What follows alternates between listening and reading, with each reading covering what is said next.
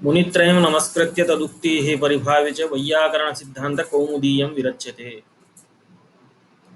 इदानीम् अस्माकं प्रकृतिभावप्रकरणं प्रचलति। यः तावत् अस्माभिः सूत्रद्वयं प्रकृतिभावसम्बद्धम् आदौ तु प्लुतप्रगृह्य अचिनित्यं नाम ये प्लुताः भवन्ति प्रगृह्यसंज्ञकाश्च ये भवन्ति ते अचिपरे प्रकृत्या भवन्ति इति एकं सूत्रम् अस्माभिः दृष्टं। तस्मिन् सूत्रे प्लुतस्य एवं कदाचित् नेट्वर्क् समस्या भवति, अतः विलम्बेन केचन आगच्छेयुः।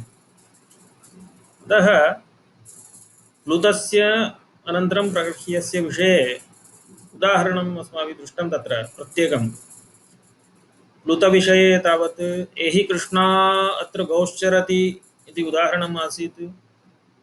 तत्र सवर्णदीर्घः नैव कृतः।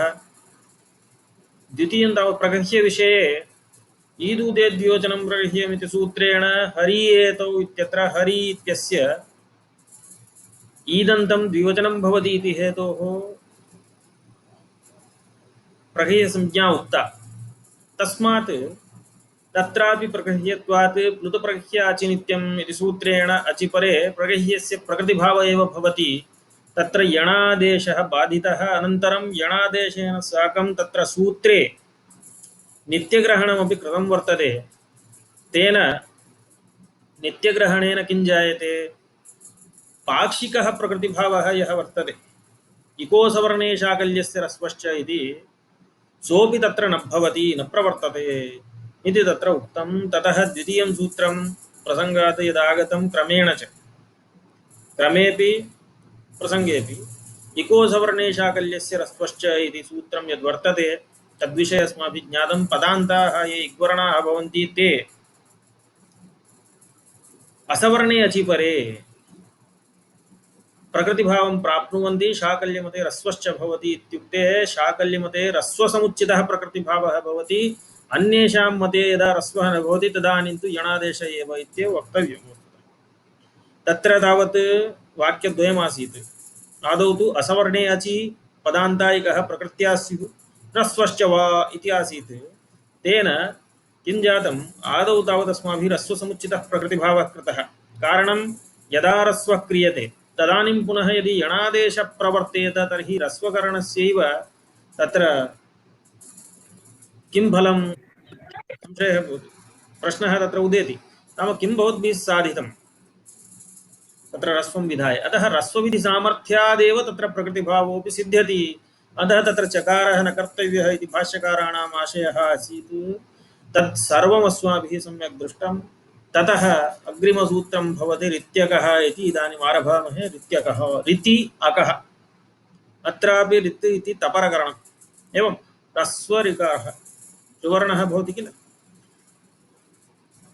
तत्र ऋतिपरे अकः इत्युक्तं। ऋतिपरे अकः किं? प्राग्वत् इति तत्र कौमुद्यामस्ति।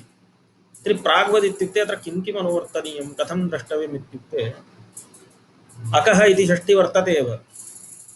पदान्ता ये अग्वर्णाः भवन्ति, यतोहि तत्र पूर्वस्मिन् सूत्रे अपि पदान्ताः ये इग्वर्णाः तेषां स्थाने रस्वः भवति इति प्रकल्पितं। तद्वदत्रापि अत्रापि पदान्ता ये अग्वर्णाः सन्ति, अक् इति प्रत्याहारः किल?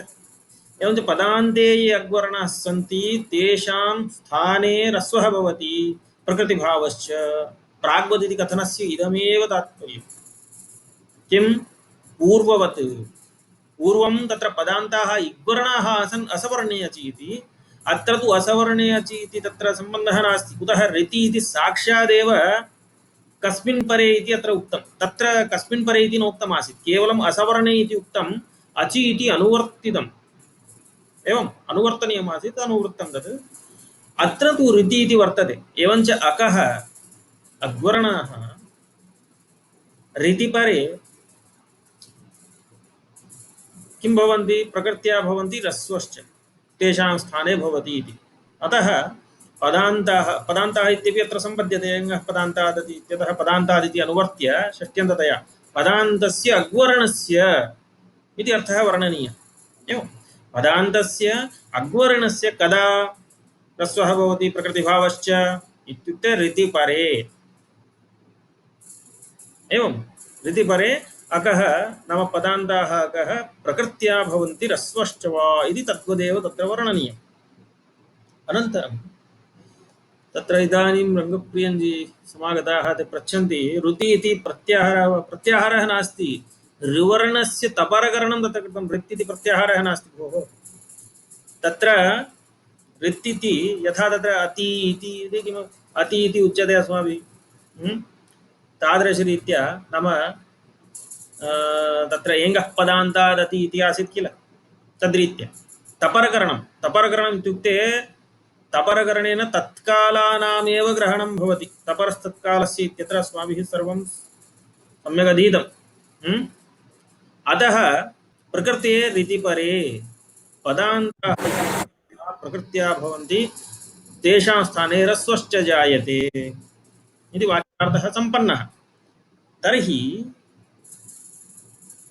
उदाहरणं तत्र लिखति, एतत्तु स्पष्टं किल, अत्र विशिष्य किमपि नास्ति। शाकल्यस्य पूर्वत् इत्युक्ते शाकल्यमते तत्र प्रवर्तते तद्वदत्रापि, अत एव तत्र विकल्पः सिद्ध्यति। प्राग्वत् इति कथनस्य इदमेव तात्पर्यं। यदा अस्माभिः किमपि उच्यते नाम एतत् सर्वं पूर्ववत् इति, पूर्ववत् इत्युक्ते डिट्टो यथा अस्ति तद्वदत्रापि, तर्हि तत्र शाकल्यस्य मते ह्रस्वः भवति इति तत्सर्वम् अत्र अनुवर्तनीयं। ह्रस्वपक्षे प्रकृतिभाव नाम ह्रस्वसमुच्चितप्रकृतिभावः इति एकं रूपं भविष्यति। द्वितीयं तु यथा यथं सन्धिप्राप्तरूपम्, एवं प्राप्तः यः सन्धिः तत्र भवति तद्घटितं रूपं तत्र भवति इति तात्पर्यं, पर्यवसानं तत्र। उदाहरणं तत्र दत्तमस्ति ब्रह्म ऋषिः इति वर्तते। ब्रह्मा च असौ ऋषि च इति वर्तते किल, तत्र ब्रह्मा ऋषिः इति अस्ति। अत्र तावत् ब्रह्मा इत्यत्र पदान्ते अग्वर्णः वर्तते, अकार नाम आकारः दीर्घः वर्तते किल, आकारः। तर्हि ब्रह्मा ऋषिः, तत्र ऋषिः इत्यत्र ऋवर्णः वर्तते परत्वेन, तस्मिन् परे पदान्तस्य अग्वर्णस्य आकारस्य ह्रस्वः भवति, तर्हि ब्रह्म ऋषिः इति जायते। अस्याम् अवस्थायाम् अस्माभिः नाम गुणः वस्तुतः अत्र प्राप्तः किल, ब्रह्मा ऋषिः इत्यत्र आद्गुणः इत्यनेन गुणः प्राप्तः आसीत्, रपरः अकारः गुणः, अर् इति गुणः प्राप्तः आसीत्, सः न भवति।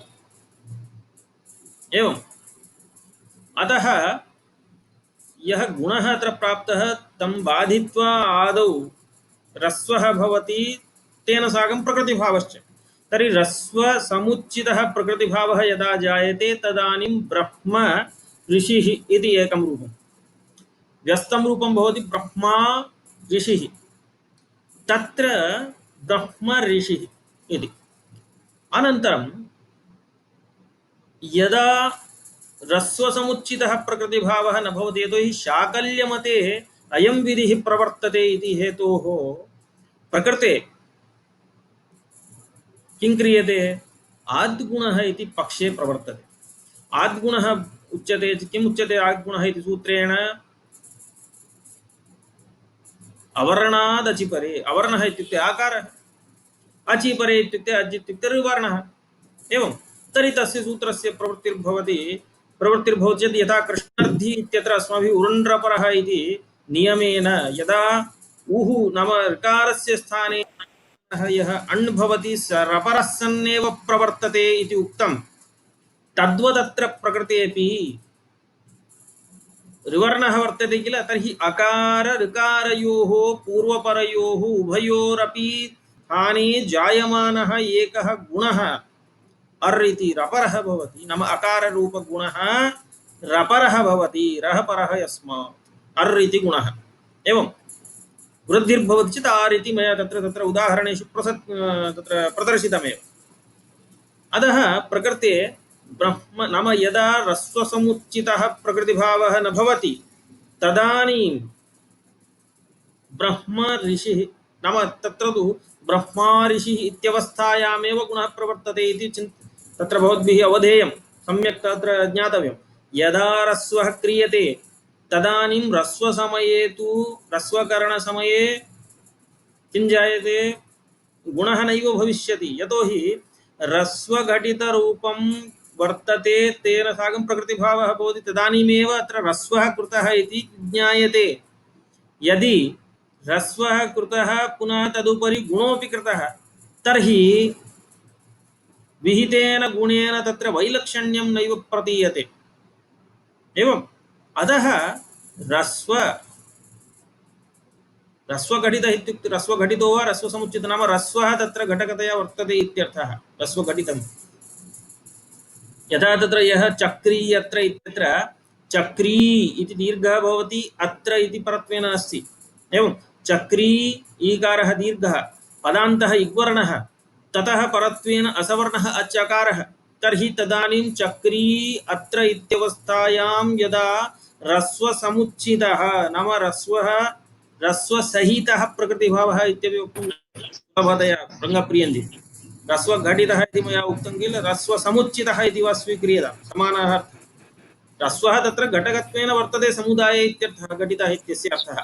एवम् एवञ्च ह्रस्वसमुच्चितः प्रकृतिभावः यदा क्रियते तदानीं चक्री अत्र क्री चक्री इत्यत्र इकारः ह्रस्वः जायते।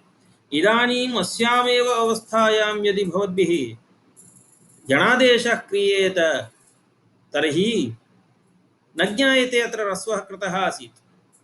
तत्तु नाम यणादेशस्तु चक्री अत्र इत्यत्रापि पक्षे प्रवर्तते एव। एवं तस्मात् यदा ह्रस्वः क्रियते तर्हि तदानीं प्रकृतिभावः सिद्ध्यति किल, तस्मिन् पक्षे तु पुनः तत्र सन्ध्यन्तरं न प्रवर्तते, अन्यः संधिः न प्रवर्तते, अन्यः संधि सन्ध्यन्तरम् इति। अन्यो राजा राजान्तरम् इति समासः उच्यते। तत्र समासप्रकरणानि भवन्तः यदा पठिष्यन्ति तदानीं तत्र आगच्छति समासप्रकरणेषु। अतः सन्ध्यन्तरं नाम अन्यः संधिः सन्ध्यन्तरम् इति उच्यते, अन्यो राजा राजान्तरम् इति। अस्तु, तत्र शब्दाः अपि भवद्भिः ज्ञातव्याः किल, अतः किञ्चित् उच्यते। यतोहि कदाचित् मया कश्चन शब्दः उच्चार्यते, तत्र भवतां कदाचित् भवन्तः संशयवशात् अथवा सङ्कोचवशात् न पृच्छन्ति किम् उक्तमिति। अतः सन्ध्यन्तरं नाम अन्यः कश्चन सन्धिः न प्रवर्तते, अन्यः सन्धिः सन्ध्यन्तरम् इति समासे। अतः अत्र तावत् यदा चक्रि अत्र इति ह्रस्वः क्रियते तदानीं सन्ध्यन्तरस्य नाम अन्यस्य सन्धेः एवं प्रवृत्तिः नैव भवति। यदा तु पक्षे पक्षे नाम विकल्पेन खलु तत्र ह्रस्वः कृतः अनन्तरं प्रकृतिभावः तेन समुच्चितः, अतः तदानीं पक्षे किं क्रियते, चक्री अत्र इति अवस्थायां यदा सा प्रकृतिभावात् विमुक्ता स्थितिर्भवति तदानीं चक्री अत्र इति तस्मिन् समये जनादेशः प्रवर्तते। एवं चक्र्यत्र इति आहत्य तत्र रूपद्वयम्। एवं सन्धिगतं रूपं चक्री अत्र चक्र्यत्र इति रूपद्वयम्। एवं सन्धिं विना रूपं वक्तव्यं चेत् चक्री अत्र इति तथा।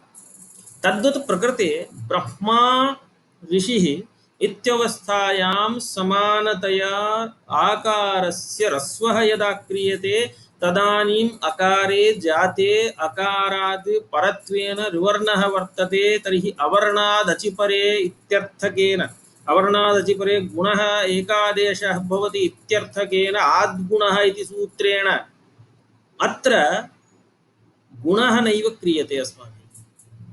अन्यथा पुनरपि गुणं विधाय ब्रह्मर्षिः इत्येव रूपं यदि साध्यते तर्हि ब्रह्मर्षि इति रूपं तु ब्रह्मार्षिः इत्यवस्थायामपि सिद्धमेव किल। अतः यदा ह्रस्वघटितं रूपम् उच्यते, एवं ह्रस्वसमुच्चितप्रकृतिभावघटितं रूपम् उच्यते, तदानीं भवद्भिः सन्ध्यन्तरस्य प्रवृत्तिः नैव कार्या। तदेव प्रकृतिभाव नाम अत्र पुनः अन्यत् किमपि न प्रवर्तते। ब्रह्म ब्रह्म नाम अकारान्त ह्रस्व अकारः भवति ऋषिः इति अवस्था भवति। द्वितीयस्मिन् पक्षे नाम विकल्पेन यदा ह्रस्वः अनन्तरं प्रकृतिभावः न जायते तदानीं ब्रह्मा ऋषिः इत्यवस्थायाम् आद्गुणः प्रवर्तते, ब्रह्मर्षिः इति रूपं सिद्ध्यति इति अस्ति। किं पृच्छन्ति?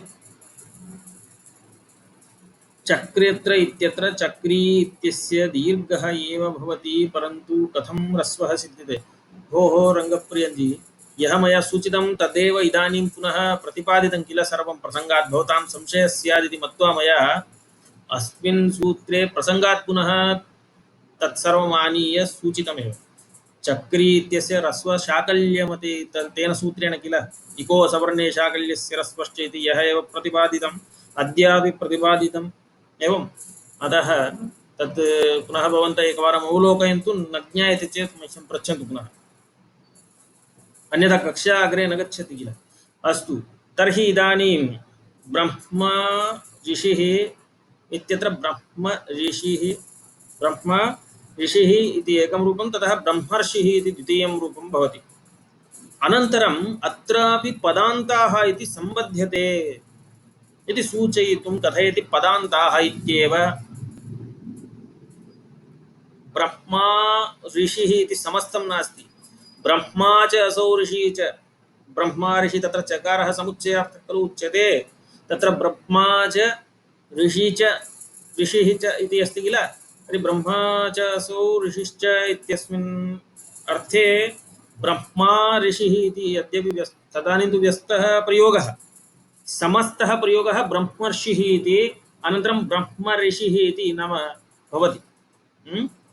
अनन्तरं समासे असमासे च अयं प्रकृतिभावः भवति।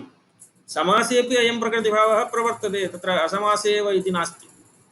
वाक्ये सामान्यतया यदि पदान्तः अग्वर्णः वर्तते, परत्वेन यदि ऋत् नाम ह्रस्वरिवर्णः लब्धश्चेत् तत्र अस्माभिः ह्रस्वः कर्तुं शक्यते। एवं समासेपि इदं भवति। यदा तत्र तु किम् उक्तमासीत् पूर्वस्मिन्, पूर्वस्य अस्य च सूत्रस्य भेदः कः? पूर्वस्मिन् सूत्रे न समासे इति वार्तिकमासीत्, नाम समासे सः प्रकृतिभावः न भवति। एवं तेन वाप्यश्वः इति उदाहरणं तत्र सङ्गतम्। इदं तु सूत्रं समासेपि प्रवर्तते। एवं तत्र अयं भेदः। साम्यं कुत्र? तत्र पदान्ताः इग्वर्णाः ये भवन्ति ते ह्रस्वत्वं प्राप्नुवन्ति असवर्णे अचि।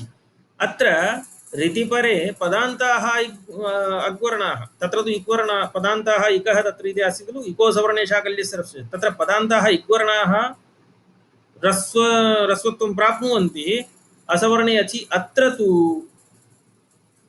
पदान्ताः अग्वर्णाः ऋतिपरे ह्रस्वत्वं प्राप्नुवन्ति, प्रकृत्या च भवन्ति इत्यर्थः तत्र वर्तते। अतः परन्तु वैलक्षण्यं कुत्र, भेदः कुत्र इत्युक्ते समासे तत्सूत्रं न प्रवर्तते, इदं सूत्रं तु समासेपि प्रवर्तते इति अस्ति। एवम् अवगतं वा श्रीदेवीजी? समासेपि इदं प्रवर्तते, असमासे तु प्रवर्तते एव, समासेपि प्रवर्तते इति अस्ति।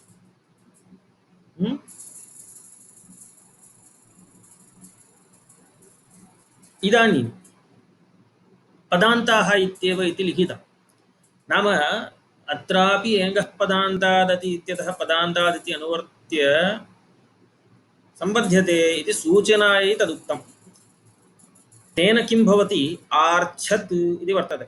आर्च्छत् ऋगतौ इति धातुः, तस्मात् धातोः लङ्लकारे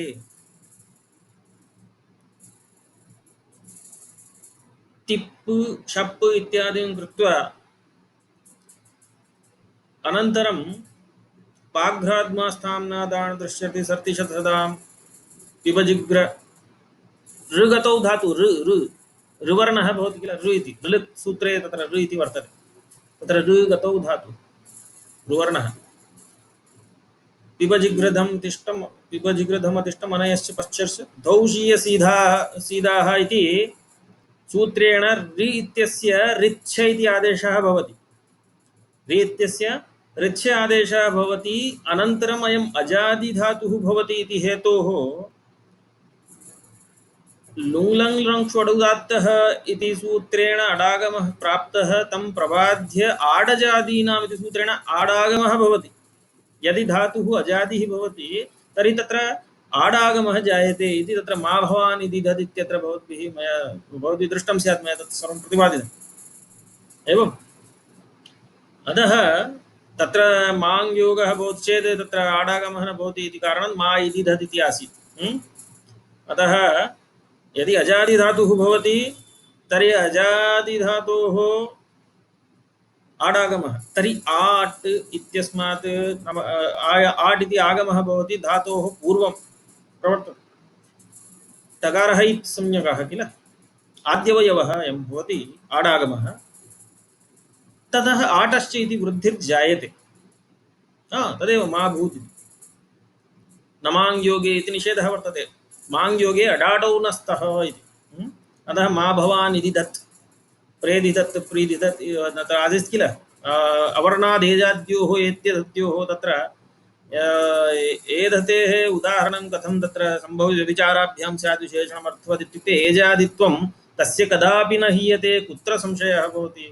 तस्मात् तत्र एजाद्योः इति एत्येधत्योः विशेषणं दातव्यम्। एतत् सर्वं निरूपितं भवद्भिः स्मर्यते इति मन्ये। अतः तत्र इदिधत् इति ण्यन्त एतधातोः तत्र रूपं प्रदर्शितं।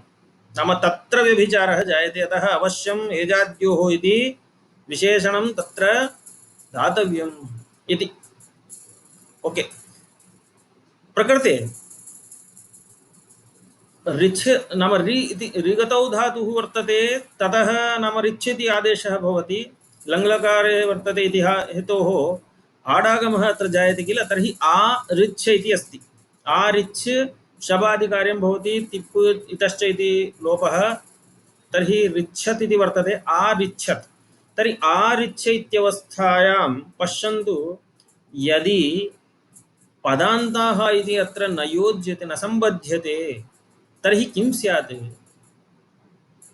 आ इति वर्तते तस्यापि रीतिपरे वर्णः वर्तते खलु। तर्हि रीतिपरे ह्रस्वः स्यात् प्रकृतिभावश्च स्यात्। यदि ह्रस्वः भवति प्रकृतिभावोऽपि तदानीं ह्रस्वसमुच्चितः जायते। तर्हि आर्च्छदिति रूपं न स्यात्। अरिच्छदिति किमपि अनिष्टं रूपं स्यात् वस्तुतः। अतः पदान्ताः इति अत्र वक्तव्यं। तद्रीत्या किं जायते यदा पदान्ताः इति अत्र सम्बध्नाति तदानीं पदान्ते यदि अग्वर्णः वर्तते ततः परत्वेन ऋवर्णः अस्ति चेदेव तत्र पदान्तस्य अग्वर्णस्य ह्रस्वः अनन्तरं प्रकृतिभावश्च भविष्यति इति उच्यते। अत्र तु आ इति आड् आगमः वर्तते पदं नास्ति। अतः पदान्ते अयम् अग्वर्णः न वर्तते इति हेतोः ऋत्यकः इति तत्र न प्रवर्तते। एवम् अतः आ ऋच्छत् इत्यत्र आटश्च इति वृद्धिर्जायते आर्च्छत् इति रूपं भवति। अतः पदान्ताः इत्येव इत्युक्तं। नाम इदमपि सूत्रं पदान्त अग्वर्णस्य स्थाने ऋतिपरे ह्रस्वं विदधाति अनन्तरं प्रकृतिभावं च सम्पादयति इति वर्तते। अनन्तरं तत्र न समासे इति वार्तिकमासीत्। इदं तु समासे अपि प्रवर्तते। समासेपि अयं प्रकृतिभावः भवति इति सूचयति। यतोहि तत्र पूर्वतन उदाहरणे पश्यन्तु भवन्तः ब्रह्मा ऋषिः इति व्यस्तप्रयोगः क्रियते चेत् तत्रापि असमस्ते अपि ब्रह्म ऋषिः इति भवितुमर्हति। समस्ते तु कर्मधारय क्रियते ब्रह्मर्षि इत्यत्र ब्रह्मा ऋषिः ब्रह्मर्षि इति जायते। परन्तु समासः अस्ति चेदपि तत्र असमासेपि तत्र तावत् व्यस्तप्रयोगेपि न ज्ञायते वस्तुतः विशिष्य तत्र समासः अस्ति वा न वा। ब्रह्मा ऋषि इत्यत्र ब्रह्मर्षि इति तु भवद्भिः नाम समासं विनापि यदि सन्धि क्रियते तर्हि अपि ब्रह्मर्षिः इति जायते एव, तत्र कापि क्षतिर्नास्ति।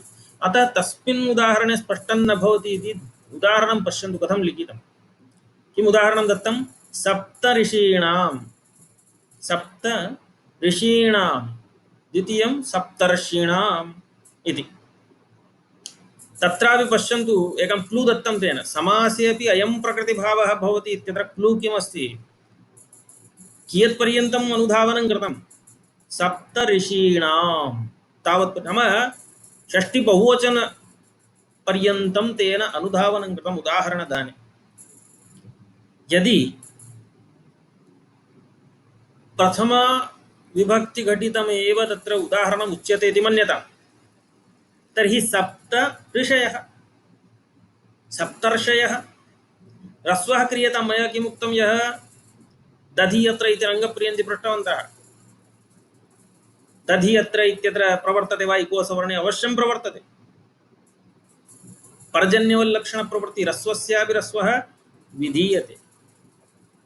एवं तद्वत् अत्र सप्त इति पदान्ते वर्तते अग्वरणः अकारः, तस्य ह्रस्वः इत्युक्ते समानतया भवति, चिन्ता नास्ति। सप्त ऋषयः अनन्तरं सप्तर्षयः इति क्रियतां। तत्र समासः अस्ति वा न वा इति तु न ज्ञायते। एवं यतोहि सप्त ऋषयः इत्युक्त्वा भवद्भिः समासः क्रियते चेदपि समानं रूपं, यथा ब्रह्मा ऋषिः ब्रह्मर्षिः, तत्र कुत्र ह्रस्वसमुच्चित प्रकृतिभावः भवति चेत् ब्रह्म ऋषिः इति रूपं। परन्तु तत्र समासः अस्ति वा न वा इति वक्तुं न शक्यते स्पष्टतया।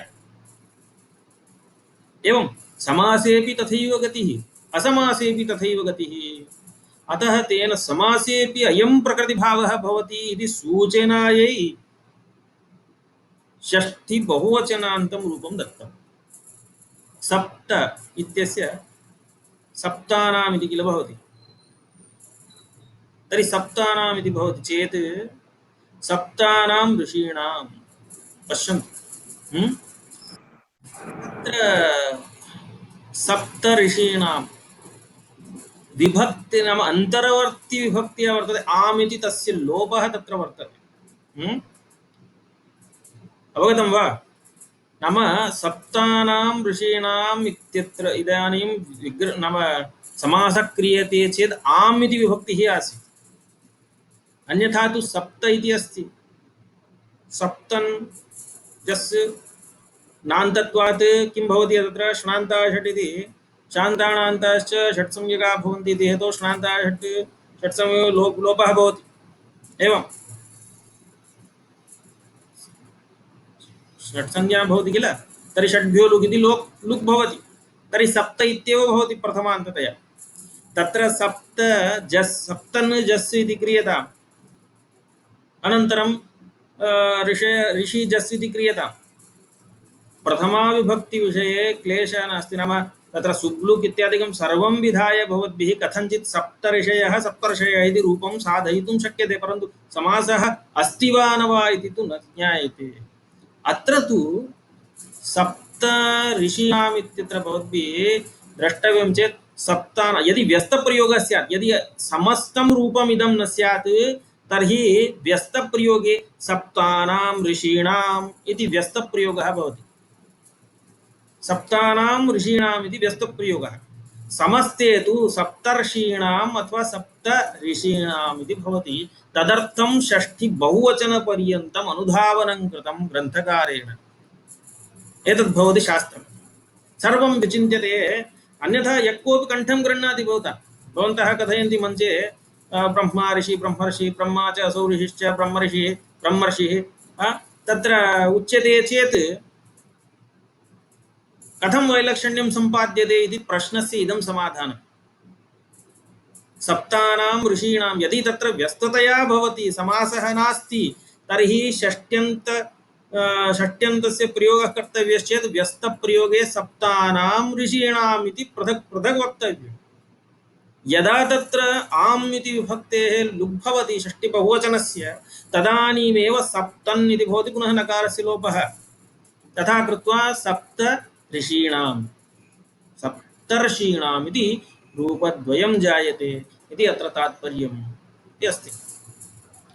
अतः पूर्वसूत्रापेक्षया अस्य वैलक्षण्यं समासे अपि अयं प्रकृतिभावः भवति। ओके,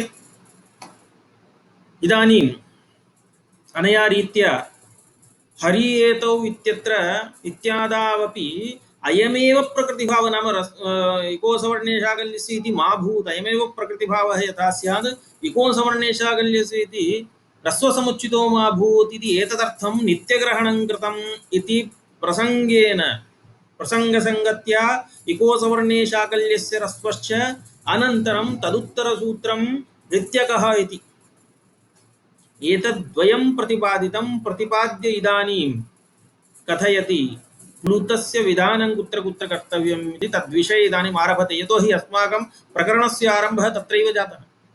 प्लुताः प्रगह्याश्च वक्ष्यन्ते ते अचिपरे नित्यं प्रकृत्या स्युः। प्लुतप्रगह्या अचि नित्यम् इति किल। एवञ्च प्लुतविषये इदानीम् उच्यते। प्लुतः कः इति भवद्भिः ज्ञायते। एकमात्राकालिकः उच्चार्यते चेत् ह्रस्वः, द्विमात्राकालिकः उच्चार्यते चेत् दीर्घः, त्रिमात्राकालिकः चतुर्मात्राकालिकः उच्चार्यते चेत् प्लुतः भवति। एवम् अतः प्लुतविषये भवद्भिः ज्ञायते प्लुतः कः भवति, परन्तु कुत्र विधीयते, केन विधीयते, कस्याम् अवस्थायां विधीयते इति न ज्ञातं किल। इदानीं कथयति। अतः आदौ कुत्र प्लुतः वक्तव्यः इति सूचयितुं सूत्रं लिखति। वाक्यस्य टेः प्लुतः उदात्तः, वाक्यस्य टेः प्लुत उदात्तः इति सूत्रमस्ति।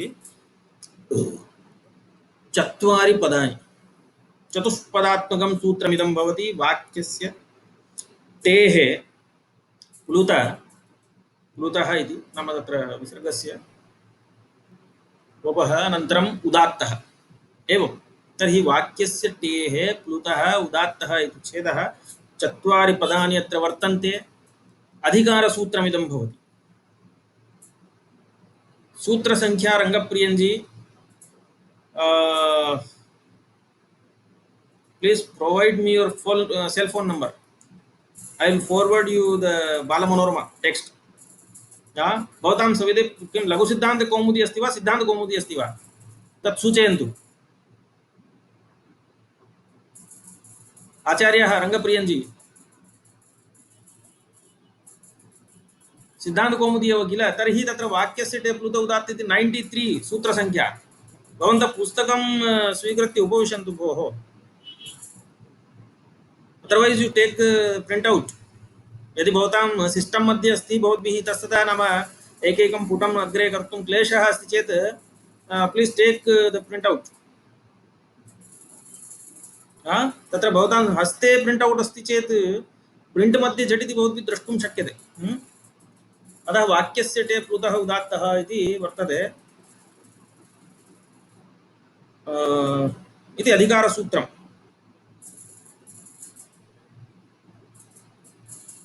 अधिकारसूत्रस्य विषये भवद्भिः ज्ञायते एव। स्वस्थले लक्ष्यसंस्कारं न जनयति, लक्ष्याणि न संस्करोति, परन्तु स्वोत्तरविधिसूत्रेषु स्वोत्तरवर्तिविधिसूत्रेषु एकवाक्यतां सम्पाद्य लक्ष्याणि संस्करोति इति अधिकारसूत्रस्य लक्षणं भवति। तदेव कार्यञ्च। अतः इतः परं यानि सूत्राणि वर्तन्ते प्लुतविधायकानि तत्र तत्र इदं सूत्रं सर्वत्र उपतिष्ठते, सर्वत्र उपस्थितं भवति। यथा तत्र प्रत्यभिवादे शूद्रे इति सूत्रमस्ति। तर्हि एकं वाक्यं यद् भवति तत्र वाक्ये यः टीभागः भवति तस्य टेः प्लुतः तस्य टीभागस्य यः अन्तिमः भवति किल। टी इत्युक्ते किं? टी इत्युक्ते भवद्भिः ज्ञातमेव। अचोन्त्यादि टी कदा इदम् आगतं स्मर्यते वा? टी संज्ञा कुत्र उक्ता अस्माभिः? यदा अस्माभिः शकन्द्वादिषु पररूपं वाच्यम् इति पररूपसन्धिविषये किल। शकन्द्वादिषु पररूपं वाच्यं तत्र अचोन्त्यादि टी इति सूत्रम् अस्माभिः व्याख्यातम्। अतः पररूपसन्धिविषये उक्तमासीत् किल। अतः अचां मध्ये युवन्त्यः सः आदिः यस्य तत् टी संज्ञं स्यादिति उक्तं। तर्हि टी संज्ञा या उच्यते तस्य टी भागस्य इत्युक्ते अचां मध्ये यः अन्त्यः अच् भवति स च अच् आदिः भवति यस्य तस्य समुदायस्य टी इति नाम। तर्हि तत्र यः अच् भवति अन्त्यः अच् स एव आदिः यस्य समुदायस्य तस्य प्लुतः विधीयते इत्यर्थः। अवगतं किल। इदानीं सीमन् इति शब्दः आसीत् इति मन्यता। तर्हि सीमन् इति शब्दे तत्र सीमन्तः केशवेश इत्यत्र सीमन् इत्यत्र मकाराद् अकारः टी भागः नाम अन् इति टी भागः आसीत् तत्र अज्यः भवति। यतोहि प्लुतः प्लुतः नाम प्लुतत्वं कस्य भवति। प्लुतः कः भवितुमर्हति अज्येव। यतोहि अचः एव अयं धर्मः। ह्रस्वदीर्घप्लुतभेदाः ऊकालोज्ह्रस्वदीर्घप्लुतः इत्यत्र अस्माभिः प्रतिपादितं किल। अचः भेदाः आदौ त्रयः भेदाः ऊकालोज्ह्रस्वदीर्घप्लुतः। तत्र प्लुतरूपभेदः यः भवति सः अच एव भवति। हलां सः न भवति व्यञ्जनानाम्। अतः अचः प्लुतत्वं विधीयते। एवं यदा सः प्लुतः भवति तदानीम् अचि परे तस्य किं क्रियते प्रकृतिभावः उच्यते इत्यस्ति स्थितिः। परन्तु टीभागस्य प्लुतः नाम सर्वत्रापि एतत् उपस्थितं भवति सूत्रं क्रमेण एकवाक्यतया। अतः अग्रिमसूत्रे यदा अस्माभिः एतस्य लिङ्क् क्रियते तदानीं भवद्भिः ज्ञायते। यथा तत्र पूर्वोत्तरा सिद्धम् इत्यत्र एकैकस्मिन् सूत्रे सर्वत्रापि पूर्वोत्तरा सिद्धम् इति पठ्यते अस्माभिः। तेन किं भवति पूर्वं प्रतिपरं परमसिद्धं स्यात् त्रिपाद्यामपि पूर्वं प्रतिपरमसिद्धम् इत्यादि रीत्या। एवं सपादसप्ताध्यायीन् प्रति त्रिपादी असिद्धा तद्रीत्या अत्रापि वाक्यस्य टेः प्लुतः उदात्तः इति यदस्ति किल। तर्हि यत्र टी नाम प्लुतः वक्तव्यः तत्र सः प्लुतः टीभागस्य भवति वाक्यस्य टीभागस्य इत्यर्थः। एवं तत् पश्यन्तु। इदानीं यथा तत्र उदाहरणे अस्माभिः एहि कृष्णा इति एकं वाक्यं तत्र टीभागः कः भवति अन्त्यः अच् इत्युक्ते कृष्ण इत्यत्र णकाराद् अकारः सः अन्त्यः अच् भवति। एवं स एव टीभागः तत्र तस्यैव प्लुतः आदेशः कृतः अस्माभिः। तर्हि कृष्णा इति जायते। एवं त्रिमात्रिकः तत्र उच्यते दूराद्भूते च इति सूत्रेण। अतः यदा सः प्लुतः अचि परे लभ्यते तदानीं किं कर्तव्यं प्रकृतिभावः भवति इति। इदानीमत्र सूत्रमागच्छति प्रत्यभिवादे शूद्रे इति वर्तते। अत्र वाक्यस्य टेः प्लुत उदात्त इति अधिकारः अस्ति किल। तर्हि वाक्यस्य टेः प्लुत उदात्त तत्र अर्थे विशेषः नास्ति। अर्थस्तु सुलभः तत्र।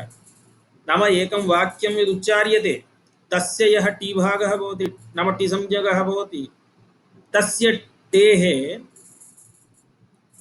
प्लुतः स च उदात्तः तावदेव। सः प्लुतः भवति स च उदात्तः नाम तस्य टी इत्यस्य स्थाने नाम टीभागस्य स्थाने प्लुतः विधीयते। नाम टीभागस्य इत्युक्ते सम्पूर्ण टीभागस्य इति न वक्तव्यं।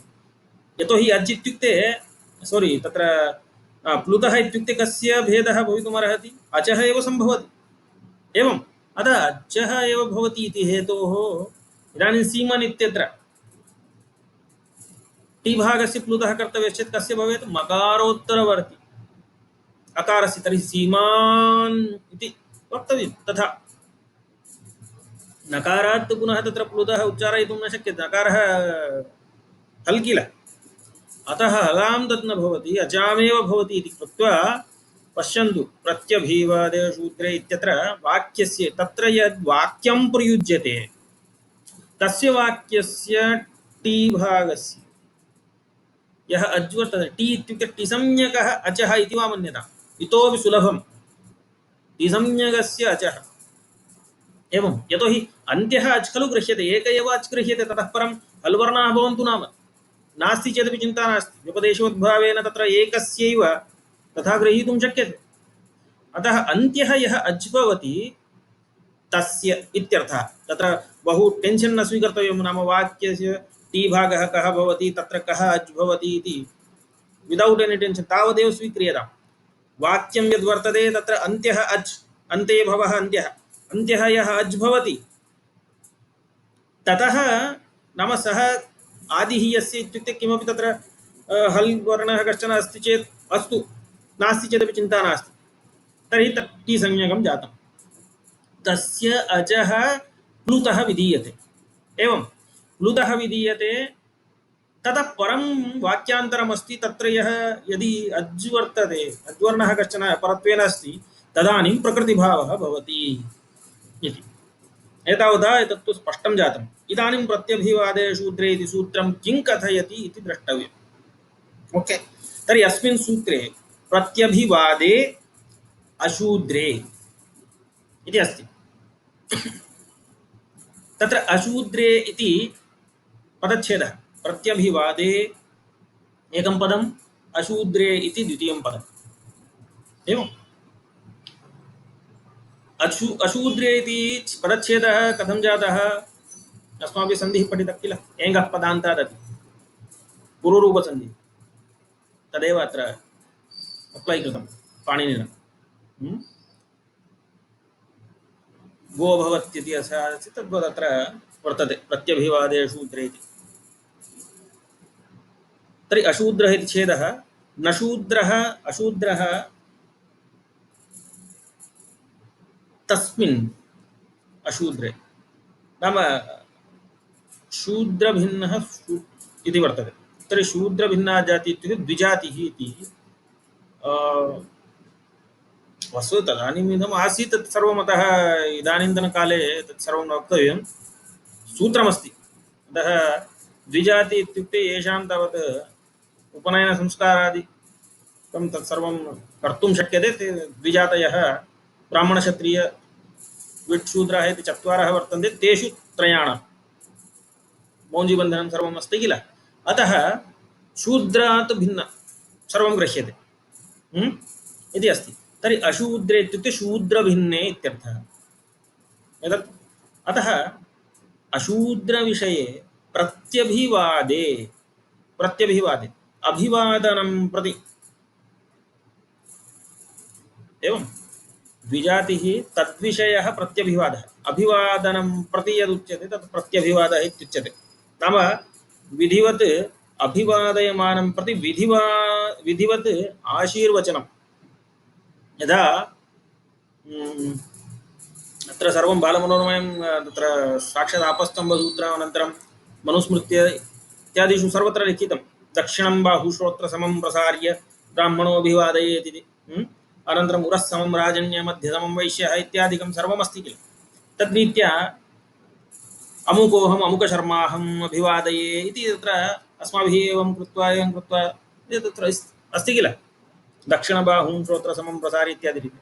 अतः तत्र अभिवादनं यदा क्रियते, अभिवादनं श्रुत्वा, नाम किं नाम कः अयं, किं गोत्रः इत्यादिकं श्रुत्वा तत्र यद् वाक्यं भवति, तदानीं यदा कश्चन कथयति देवदत्तशर्माहं कथये, तर्हि आयुष्मान् भव देवदत्ता, तत्र प्रत्यभिवादे यद्वाक्यम् अस्ति तत्र टी भागस्य प्लुतः, नाम देवदत्त इति अथवा देवदत्तशर्मा इति, यदि शर्म इति अन्ते उच्चार्यते चेत्, नाम यत्र वाक्यं समाप्यते तर्हि वाक्यस्य अन्ते टी संज्ञकस्य प्लुतः कर्तव्यः इत्यर्थः वर्तते।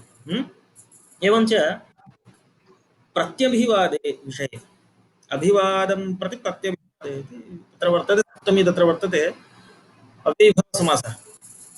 तर्हि शूद्र अशूद्र विषये तद्भिन्न, नाम ब्राह्मणक्षत्रिय वैश्याः, तत्र अशूद्र विषये प्रत्यभिवादे यद्वाक्यं भवति तस्य वाक्यस्य, इदानीं तत्र वाक्यस्य टे प्लुत उदात्त इति योजनीयं। प्रत्यभिवादे यद्वाक्यं तद्वाक्यस्य टेः प्लुतः उदात्तः भवति। एवं प्लुतः स्यात् स च उदात्तः। प्लुतः भवति स च उदात्तः भवति कदा अशूद्रविषये इति सूत्रद्वयम् इदानीं प्रत्यभिवादे शूद्रे वाक्यस्य टे प्लुत उदात्त इति लिङ्क् कृतम् एकं वाक्यं सम्पन्नम् अवगतं किल अतः अशूद्रविषये प्रत्यभिवादे यद्वाक्यं भवति तस्य टेः प्लुतः उदात्तः भवति इति प्लुतः भवति स च उदात्तः यथा तत्र अभिवादये देवदत्तोऽहं कश्चन देवदत्तः गुरोः समीपं गत्वा एतत् सर्वं इदानीम् अभिवादनादिकं सर्वं प्रायः दक्षिणदेशे तु यथा सम्प्रदायं रक्षितमस्ति उत्तरदेशे क्वचित् वर्तते गुरुपरम्परायां यत्र ते छात्राः पठन्ति तादृशस्थलेषु तदस्ति नो चेत् बहवस्तु एतदपि न जानन्ति एतादृशरीत्या अभिवादनं कर्तव्यं पुस्तकेषु पठन्ति तदपि अस्ति अतः अभिवादये देवदत्तोऽहम् इति यदा कुत्रचित् उच्यते तदेव साष्टाङ्गात् प्राग् न भवति भोः साष्टाङ्गं कृत्वा ततः अन्ते एवं क्रियते दीपाजी मया तु तथैव नाम मया यत् दृष्टं स्मर्यते क्रियते यत् क्रियते तत्र इदमेव आदौ साष्टाङ्गं कृत्वा ततः अमुक नाम शर्माहम् अभिवादये इत्युच्यते अतः कुत्रचित् साष्टाङ्गात् प्राग् भवति वा इति मम संज्ञाने नास्ति अतः अभिवादये देवदत्तोऽहम् इति उच्चारिते आयुष्मान् भव नाम अभिवादये देवदत्तोऽहम् इति अस्ति तत्र प्रत्यभिवादनं यदा क्रियते तदानीम् आयुष्मान् भव देवदत्त इति महाराष्ट्रे अस्ति वा तथा ओके स्यात् महाराष्ट्रे साष्टाङ्गात् प्राग् अभिवादनम् इति स्यात् अत्र दक्षिणदेशे तु तथा मया न दृष्टं यावता अहं जानामि तावता तु मम बुद्धौ तु तथा नास्ति अत्रत्य सम्प्रदाये प्रवरम् इत्यादि सर्वम् उच्यते द्रविडदेशे किमस्ति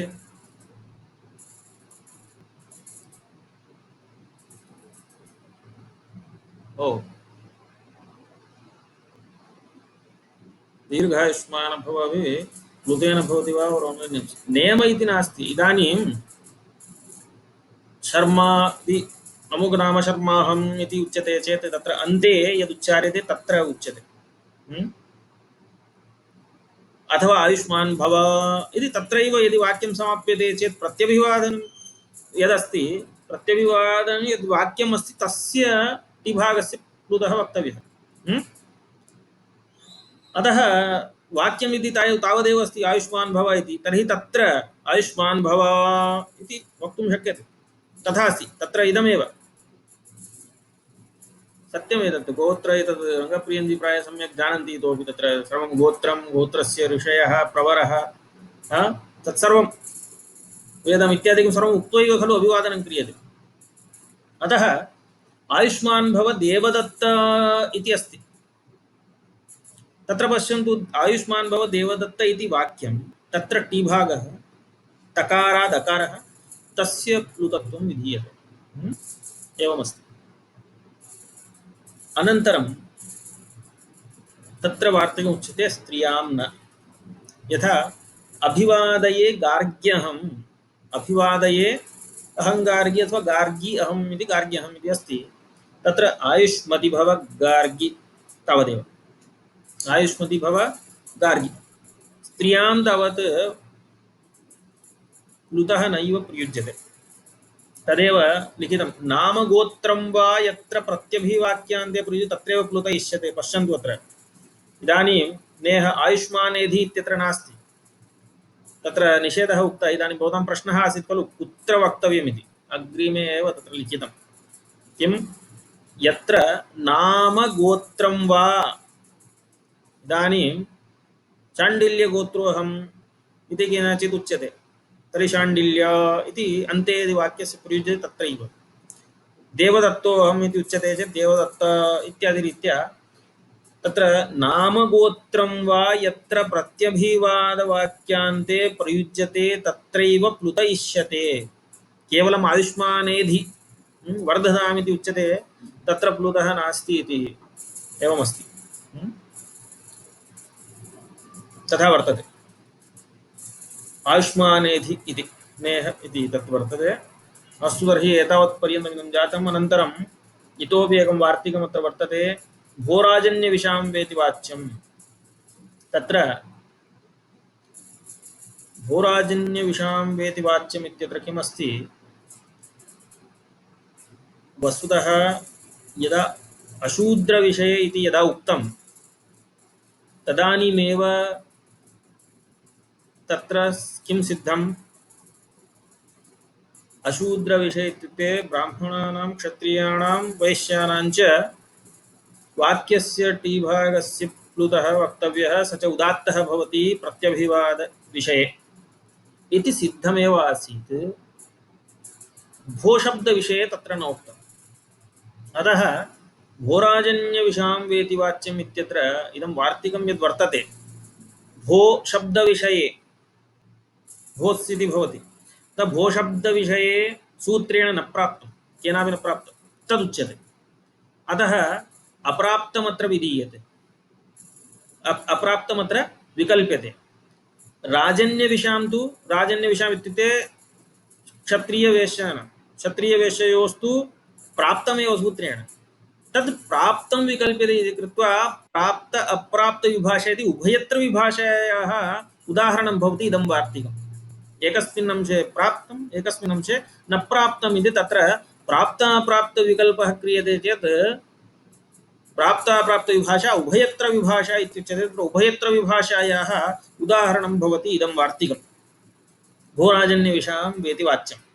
तत्र भो शब्दस्य नाम भो शब्द इति भोस् इति वर्तते, भो भगो अगोः पूर्वस्य योषि इत्यत्र आगमिष्यति। भोस् इति सकारान्तं, राजन्य वैश्यवाचक नाम्नोश्च टेः प्लुतः वा स्यात्, प्लुतः तत्र वा इति विकल्पेन वक्तव्यः इति वर्तते। सूत्रेण तु नित्यतया प्राप्नोति, अतः नित्यतया प्राप्नोति, तत् प्रवाद्यनेन विकल्पेन उच्यते। तर्हि एकस्मिन् अंशे प्लुतः भवति, स च उदात्तः विभागस्य, तत् नाम वार्तिकेन भवति। यदा न भवति तदानीं प्लुतः न भवति इत्यर्थः। यतोहि अनेन वार्तिकेन विकल्पेन उक्तं किल, अतः विधिविकल्पः। ततः परं यदा न भवति तदानीं सामान्यमित्येव। तर्हि अत्र पश्यन्तु उदाहरणानि। आयुष्मान्येधि भोः, आयुष्मान्येधि भोः इति अस्ति, तत्र आयुष्मान्येधि भोः इति उच्यते। अनन्तरम् आयुष्मानेधि इन्द्रवर्मन्, तत्र स्मृतिशास्त्रेषु शर्मान्ताः ब्राह्मणाः, वर्मान्ताः क्षत्रियाः, अनन्तरं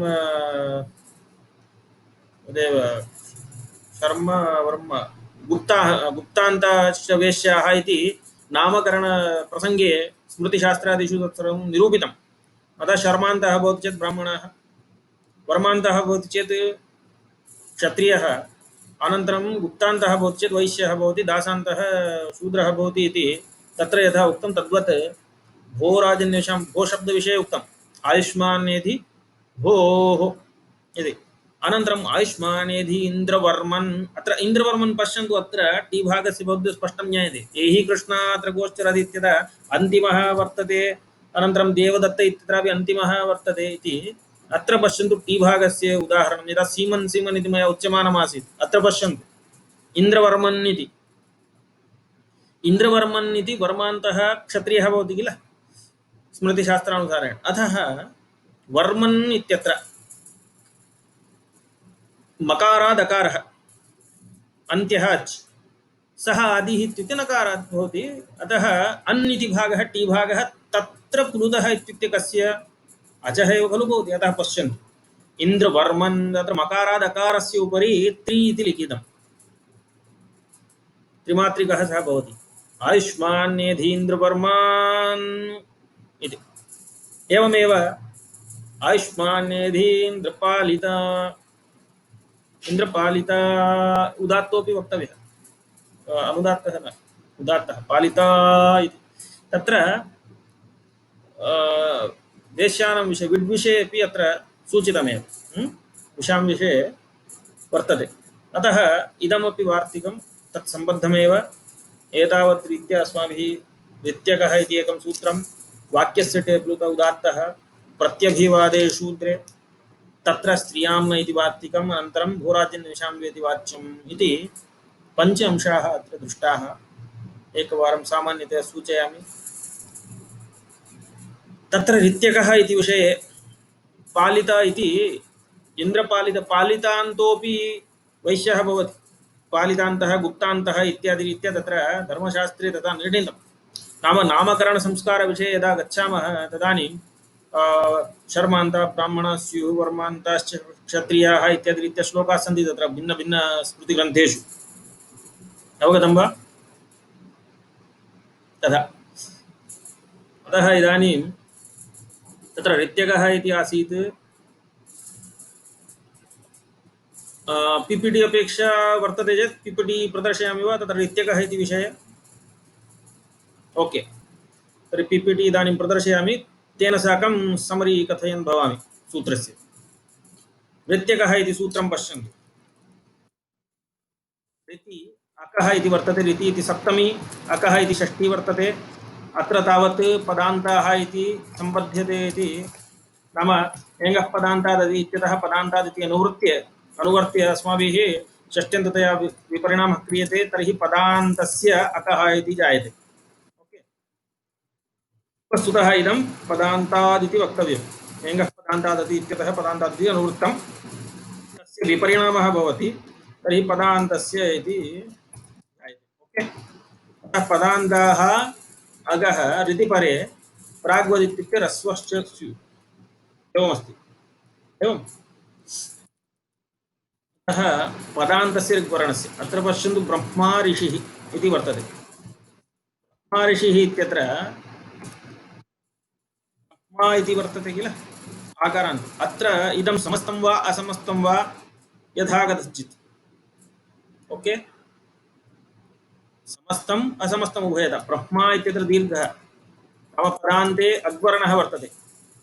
इत्युक्ते अ इ उ ऋ एते एव वर्णाः। अत एव ऋत्यकः इति नाम ऋलवर्णयोः यदि भवन्तः स्मरन्ति तत्र ऋलवर्णयोः मितस्सावर्ण्यं वाच्यम् इत्युक्तमासीत् किल।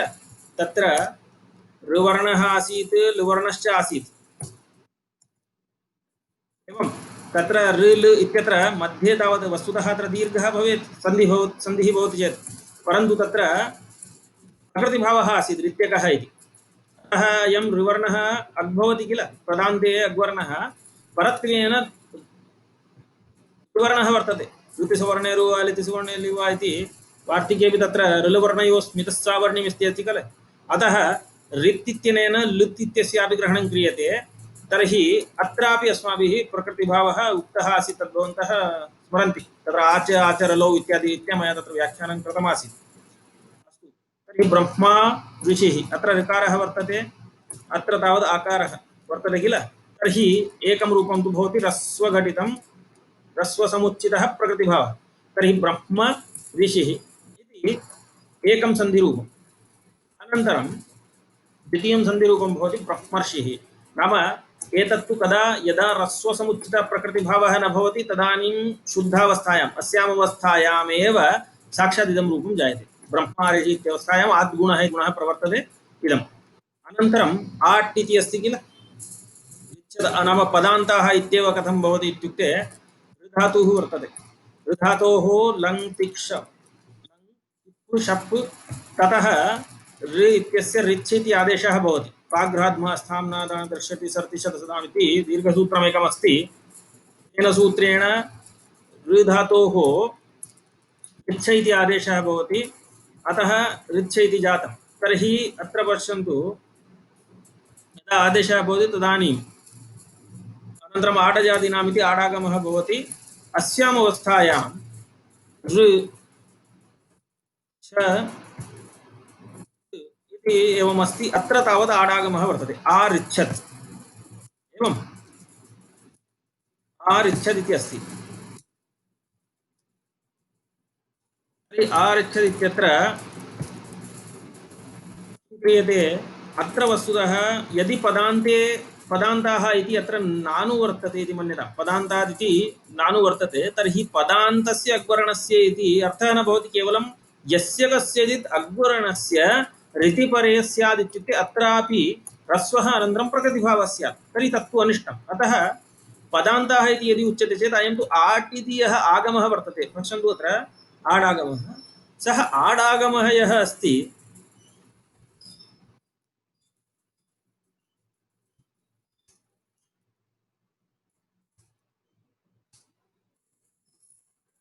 सः आडागमः यः वर्तते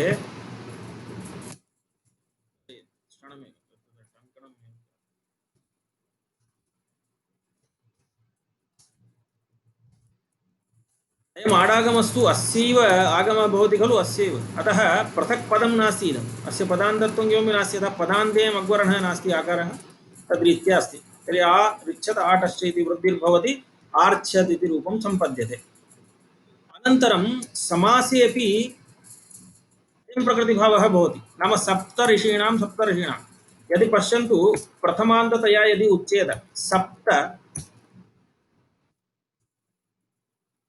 सप्त ऋषयः, यदि प्रथमाविभक्ते वक्तव्यं चेत् प्रथमाविभक्तेः उदाहरणम् उच्यते चेत् ऋषयः, सप्त ऋषयः। अत्र समासः अस्ति चेत् सप्तन् ऋषयः, नकारस्य लोपः भवति, सुप्लुक् इत्यादिकं, नाम सप्त जस् ऋषि जस् इति क्रियतां, चिन्ता नास्ति। अनन्तरं सुब्लुक् भवति, सुब्लुक् क्रियते चेत् अत्र नकारः आसीत् खलु सप्तन् जस् इति, नकारस्यापि लोपः भवति। अनन्तरं सप्तऋषि अनन्तरं तस्य बहुवचनम् अस्ति इति हेतोः सप्तऋषयः, कथञ्चिदपि सप्तऋषयः इत्येव रूपं भवति, वैलक्षण्यं न ज्ञायते एवम्। अतः सप्तऋषीणाम् इति उदाहरणं दत्तं। यदि अत्र असमस्तं रूपं स्यात् तर्हि किं भवति? सप्तानां ऋषीणां, सप्तानां ऋषीणाम्। अत्र सप्तन्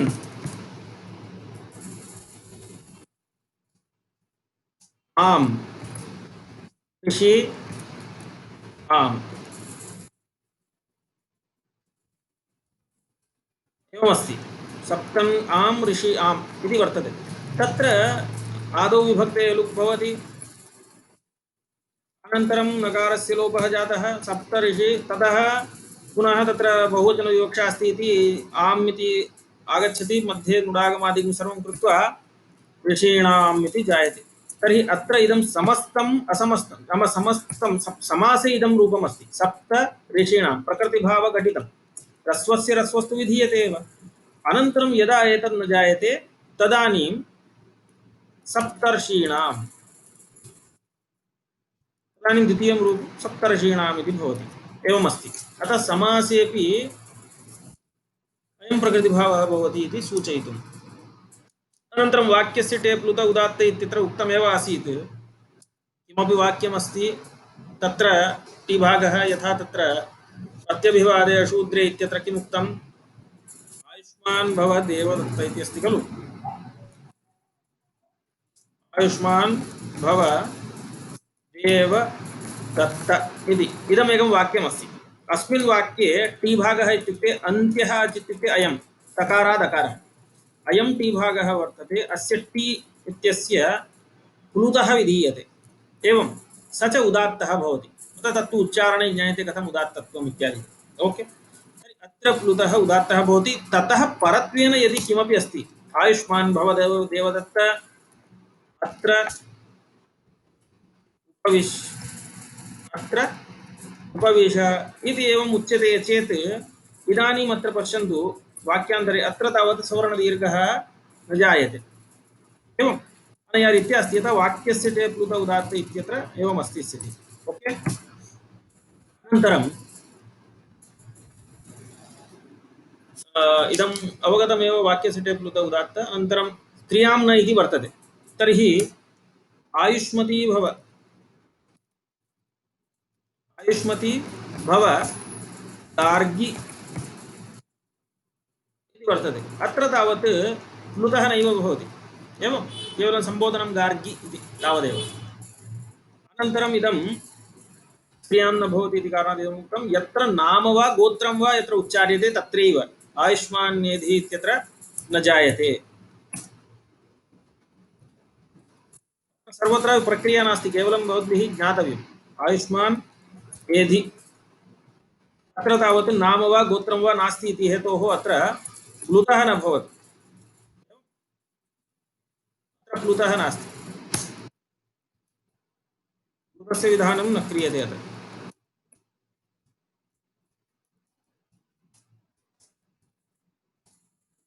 अनन्तरं भूराजन्यविषां वेति वाच्यम् इत्यत्र आयुष्मान् भोः इत्युच्यते। अत्र पश्यन्तु, आयुष्मान् भोः इत्यत्र तावत् किं क्रियते, अत्र एतत् भोस्ति शब्दः अस्ति, तत्र अनन्तरं विसर्गः अत्र टङ्कणम् अत्र न भविष्यति, एवं रूपेण वक्तव्यम् इंग्लिश् द्वारा। आयुष्मान् भोः इति वक्तव्यम्। अनन्तरम् इन्द्रवर्मन् इति अस्ति, आयुष्मान्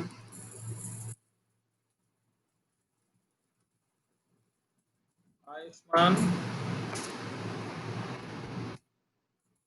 एधि इन्द्रवर्मन्। इन्द्रवर्मन् इत्यत्र अत्र अयं मकारादकारः वर्तते, तस्य प्लुतः क्रियते। एवमेव इन्द्रपालित इति अस्ति। विशेषप्रक्रिया नास्ति। इन्द्रपालित इति वर्तते, तावदेव। अनया रीत्या एतानि उदाहरणानि सन्ति, तावदेव। ओके, स्पष्टं जातं किल?